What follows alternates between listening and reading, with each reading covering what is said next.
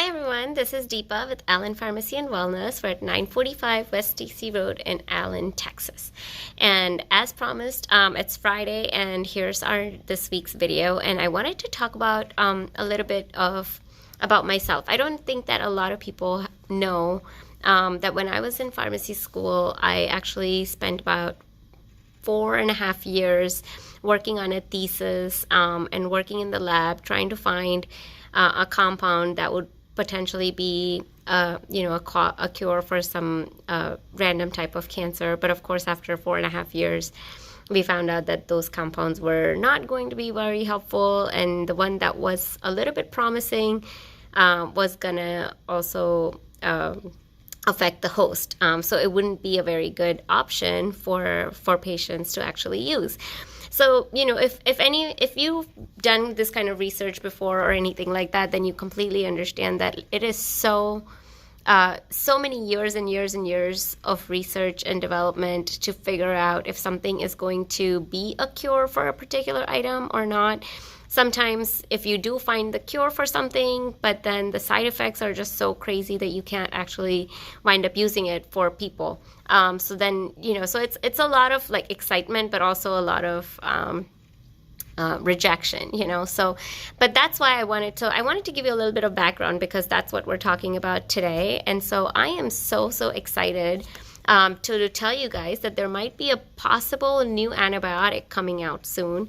And this was just released by the researchers at Princeton on June 3rd. So this is like fresh out. And so when I read about this, I just had to share my excitement with my patients and friends and family. And so this is just really exciting. And of course, it's coming from Princeton.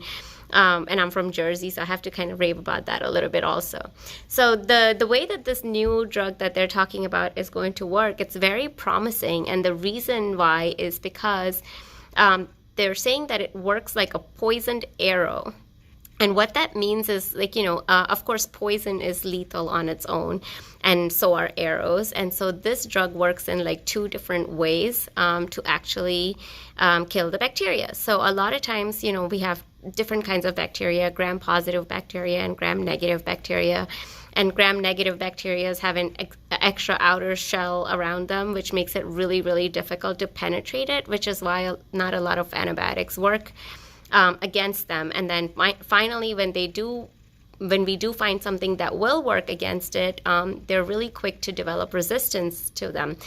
So a typical generation for a bacteria is about 20 minutes. So after 20 minutes, they can go into a new generation and can completely become immune to whatever you try to treat it with. So that presents such a big problem in itself, right? So the way that this drug works, it's like a poisoned arrow. So it actually punctures through not only the gram-positives, but also the gram-negative bacteria's outer thick shell.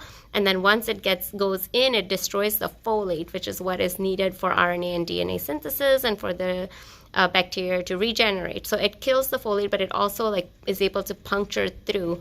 And then no matter what they did to this particular chemical compound, they are not able to, the bacteria is not able to become resistant to it. So they actually kept treating it with the same compound, different bacteria. So for 25 days. So think about it, right? Because every 20 minutes, it's a new generation. The bacteria is evolving into a different form so that it doesn't get resistant to this particular drug. So for 25 days straight, they kept attacking this compound to see, this compound kept attacking the bacteria to see if the bacteria would come up with some kind of resistance to it, and it still was not able to come up with the resistance. So that is such promising news that we can be so much ahead of it. And the reason why this is so exciting is because there has not been any new antibiotic in the market that can actually target gram-negative bacteria in almost 30 years.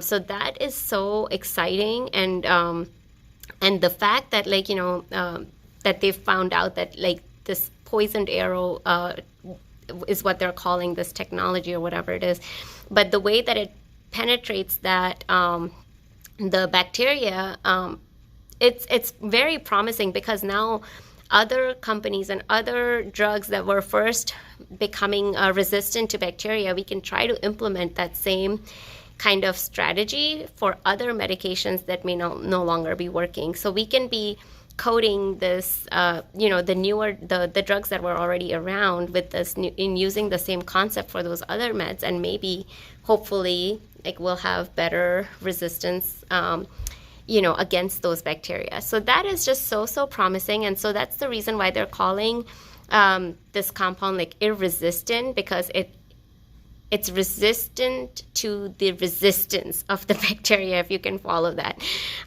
But I am just such a geek, and when I read about that, I just had to share it with you, and hopefully I have other geeks among my patients and followers, so that you would hopefully enjoy this today.